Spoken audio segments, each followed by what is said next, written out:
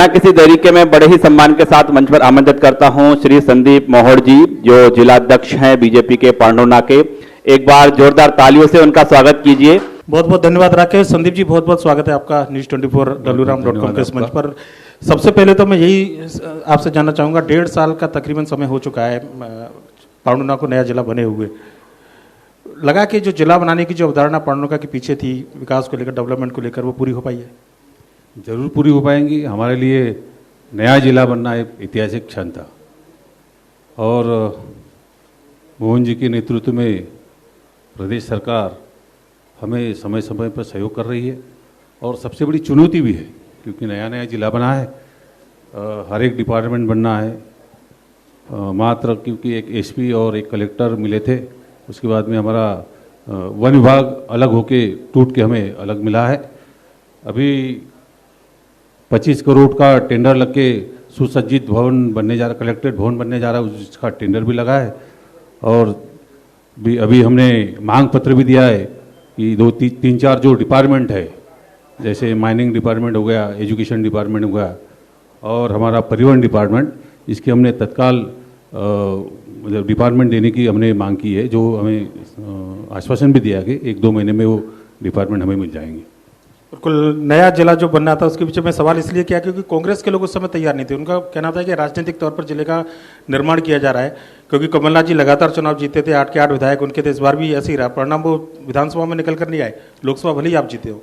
ऐसा नहीं है, कम से कम 25-30 साल से पांडुर्ना जिला नया बने, इसकी डिमांड थी पांडुर्ना से।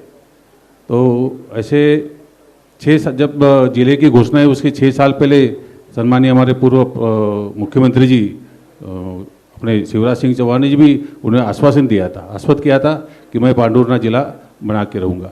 इसलिए उन्होंने वो अपना वादा पूरा किया और नया जिला बनाने की घोषणा कर दिया था। हमारे लिए तो ऐतिहासिक क्षण था वो। पर विकास की काफ़ी दरकरार है अभी वहाँ, 1.5 साल हो चुका है, उतना काम जो होना चाहिए था उतना विकास एक डिपार्टमेंट वन विभाग का जो मंडल का जो राजस्व था उसका काम आपको मिला, कलेक्टर साहब बैठते, एसपी साहब बैठते, पर लेकिन अभी भी कई सारे मदों के लिए, कई सारे फंड्स के लिए छिंदवाड़ा के ऊपर डिपेंड है पांडुर्ना। नहीं, डिपार्टमेंट छिंदवाड़े में है, डिपार्टमेंट को मतलब अलग डिपार्टमेंट हमें मिलेंगे ऐसा आश्वासन मिला है। थोड़ा समय लगेगा, लगभग बीच में 1.5 साल तो हो गया, लेकिन 6-8 महीने तो चुनाव में चले गए।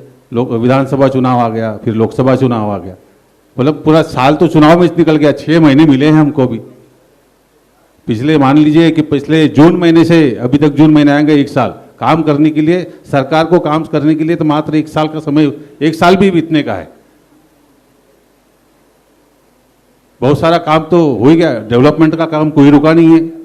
अभी मोही जला जैसा पांडुर्ना में पानी की समस्या है, और वैसा भी हमारा पांडुर्ना और सौसर खनिज संपदा से, वन संपदा से भरपूर मतलब विपुल परिस्थिति में है, जिसके भरोसे जैसा आपने बोला कि मध्य प्रदेश का भविष्य, तो उसमें हमारा पांडुर्ना का योगदान है, छिंदवाड़ा पांडुर्ना दोनों जिलों का योगदान रहेगा।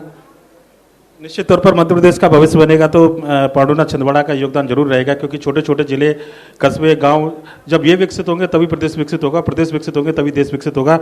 बिल्कुल जाहिर सी बात है। और मैं आपके उस पर आता हूं कि अभी अभी आप नए जिलाध्यक्ष बने हैं और राजनीतिक पृष्ठभूमि भी रही है आपकी। बिल्कुल, आपसे पहले जो जिलाध्यक्ष महोदय थे उनको 1.5 साल ही तकरीबन हुए थे, तो क्या कारण रहा एकदम कि जिले के संगठनात्मक जो चुनाव चल रहे थे वो वजह थी, या फिर कुछ लग रहा था बीजेपी के अंदर के बाकी में बदलाव की जरूरत है पांडुर्ना? मुझे तो उस बात का पता नहीं, मैंने तो जिलाध्यक्ष मांगा नहीं, मुझे अचानक मिला। शेषराव जी बैठे हैं, मैंने तो कोई दावेदारी भी नहीं की, अचानक मिला है।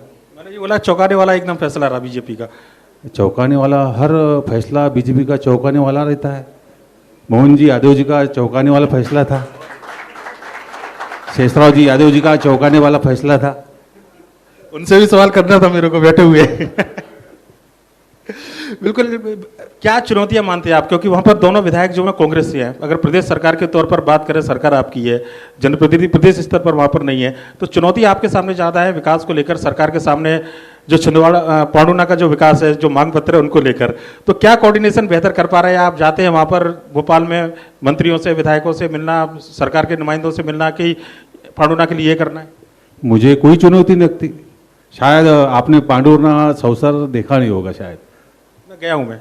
बाकी जिलों से और छिंदवाड़ा प्रॉपर छिंदवाड़ा जिला बाकी जो 5 विधानसभा है उससे हमारा पांडुरना प्लस सौसर बेहतर है, विकास के मामले में कहीं कहीं कब पीछे नहीं है।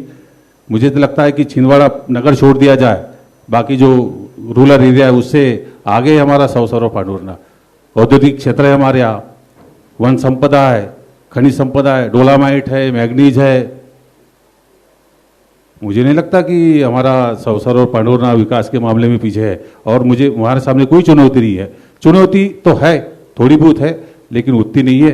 वो पूरी चुनौती करेंगे। विकास के मामले में तो निरंतर आगे बढ़ रहा है हमारा पांडुरना और सौसर, बाकी जिलों की वजह से, बाकी जिलों के पैमाने में। एक बड़ा धार्मिक स्थल आता है आपके जिले के अंदर, जामसामली मंदिर, बड़ा आस्था का केंद्र बिल्कुल, और पूरे प्रदेश के अंदर अलग अलग जो तीर्थ स्थान है वो महालोक और लोक के जरिए विकसित किए जा रहे हैं। उसको लेकर कोई कार्य योजना, कोई प्लानिंग की जा रही हो वहाँ पर कि जामसामली महालोक बने, या इस तरीके से कुछ वहाँ पर डेवलपमेंट के कार्य हो जिससे कि और ज़्यादा टूरिस्ट आए, टूरिस्ट जो धार्मिक यात्री आते हैं, जो श्रद्धालु आते हैं, उनको और ज़्यादा सुविधाएं मिले? श्री जामसावली हनुमान मंदिर, हनुमान लोक, जो मैं खुद ही वहाँ का ट्रस्टी बना हूँ, कम से कम अभी 2 माह का समय हुआ है, तो मैं ट्रस्टी के नाते मैं आपको बताना चाहूँगा, हमें हनुमान लोक की सौगात मिली है जिसमें 314 करोड़ का वहाँ प्लानिंग है, और उसमें पहले फेज में 34 करोड़ का टेंडर लगा था। लगभग 99% काम पूरा हो गया। अभी हमारे यहाँ राम जन्मोत्सव के समय में सम्मानीय डॉक्टर मोहन यादव जी आए थे, और उन्होंने उनकी समीक्षा करके सेकंड फेज का टेंडर लगाने की बोला है, और लास्ट मई तक फर्स्ट फेज का काम कंप्लीट करने के लिए बोला, और सेकंड फेज 65 करोड़ रुपए का सेकंड फेज की कार्ययोजना बनाने की बोला है। वो पूरी लगभग तैयार है। 314 करोड़ की जो सम्मानीय पूर्व मुख्यमंत्री शिवराज सिंह चौहान ने हमें सौगात मिली है हनुमान लोक की, वो निरंतर आगे बढ़ रही है, और आने वाले 1-2 माह में गर्भगृह का हम भूमि पूजन करने जा रहे हैं। लगभग बड़ा काम है। ट्रस्ट उतना सशक्त नहीं है आर्थिक रूप से, तो भी मैं ट्रस्ट का सदस्य होने के नाते मैं आपको आश्वस्त करना चाहता हूँ कि विद इन 3 ईयर में हनुमान लोक और जो गर्भगृह है वो पूरा करने की हम पूरा प्रयत्न करेंगे, और 3 साल के अंदर वो एक धार्मिक स्थल पर प्लस पर्यटन स्थल विकसित होगा। तालियां बनती है। 3 साल के अंदर अगर इतना बड़ा तीर्थ स्थल बनकर तैयार होगा, आश्वासन यहाँ से दिया जा रहा है जिला अध्यक्ष की ओर से, क्योंकि हमारी अभी मात्र 2 माह का समय होगा। हम नई बॉडी बनी है, नया ट्रस्ट बना है, क्योंकि कुछ विवाद चल रहे थे, वो विवाद खत्म करके नया ट्रस्ट बनाया, नया रजिस्ट्रेशन मिला है, और नई बॉडी बनी है। पांडुना अलग हुआ, जाहिर सी बात है कि जिला जब अलग होता है तो विकास की संभावनाएं बढ़ती हैं, पर लेकिन उसके कुछ जो परिणाम रहते हैं उनकी पूर्ति भी करना जरूरी है। जो उद्योग धंधे थे वो छिंदवाड़ा के हिस्से में आए हैं, पांडुना में बड़े उद्योग धंधों की अभी भी दरकरार है। नहीं, हम उद्योग के मामले में भी छिंदवाड़ा से आगे हैं। आप थोड़ी जानकारी लेंगे। अच्छा, सारे वही चले गए। लगभग 180 के ऊपर हमारे यहाँ छोटे मोटे उद्योग है, और अच्छा वातावरण भी है अच्छे से। और हमारी जो जमीन है, हम विश्व प्रसिद्ध बोलो या देश प्रसिद्ध बोलो, हम संतरा के उत्पादक है। कपास जिसको सफ़ेद सोना बोलते हैं उसके भी उत्पादक है। हमारे यहाँ जमीन भी सुपीक है, और हमारा जो जिला है छिंदवाड़ा प्लस पांडुरना, जो मक्के के उत्पादन के मामले पूरे ऑल ओवर इंडिया में फर्स्ट में है, तो उसके भी जो फूड प्रोसेसिंग जो होना चाहिए, जो उत्पादन होता है, उसके लिए हमारे यहाँ 5 एथेनॉल के 5 प्लांट लगे, और 2 प्लांट तो कार्यरत है। बिल्कुल तारीफ भी करनी होगी, क्योंकि मोदी जी ने भी छिंदवाड़ा का जिक्र किया था। अभी जो महुआ से कुकीज बनाने वाली जो महिलाएं थी उनको लेकर निश्चित तौर पर पूरे देश में नाम होगा छिंदवाड़ा पांडुना का। एक और मेरा आपसे सवाल ये है कि राजनीतिक तौर पर नाना बाबू महोड़ लंबे समय से वहाँ विधायक रहे, कांग्रेस को आखिर 2023 में कहाँ बढ़त मिली, बिल्कुल कहाँ चूक रही बीजेपी की, कि लगा बिल्कुल अध्यक्ष जी पहले बता चुके कि कमलनाथ जी फेस हुआ करते थे, शायद लोगों ने इस वजह से वोट दिया, पर लेकिन बीजेपी के पास काफी चांस थे। लाडली बहना जैसी स्कीम थी जिसका पूरे प्रदेश में लाभ मिला था बीजेपी को, तो वो चूक जो मिथक कमलनाथ जी का गढ़ कहा जाता था, उसको तोड़ने में कहाँ आप चूक गए? आपने देखा होगा देश में जितने भी नेता है जिनका जो गृह क्षेत्र होता है वो वहाँ प्रभावशील होते हैं, और कांग्रेस पार्टी ने दोनों बार उन्होंने मुख्यमंत्री पेश करके दाव खेला है। और कांग्रेस बड़ी माहिर है झूठे आश्वासन देने के लिए, ब्लैकमेल करती है। किसानों का कर्जा माफ करेंगे, कितने आश्वासन देते, सैकड़ों के, पहला जो 2018 का जो चुनाव लड़ा था तो एक हम लगातार 15 साल से सरकार में थे और उन्होंने इमोशनल जो खेला था, उन्होंने कार्ड जैसा 2 लाख रुपए तक कर्जा माफ करेंगे कि एक किसान के घर में अगर 4 व्यक्ति है, 4 खाते हैं तो 4 दूने 8, मतलब एक किसान के 8 लाख रुपए कर्जा माफ होगा। जब कर्जा माफ करने की बारी आई तो उसमें पैरामीटर्स पैदा कर दिए। वैसा ही वो फिर बात होगी 15 महीने के अंदर सरकार चलेगी, दोबारा जब मौका आया चुनाव का तभी वही आश्वासन, भाई एक बार फंस गए, दूसरी बार फंस गए। इसी की वजह से छिंदवाड़ा की सातों की सातों सीटें चलेगी, दूसरा कोई कारण नहीं था।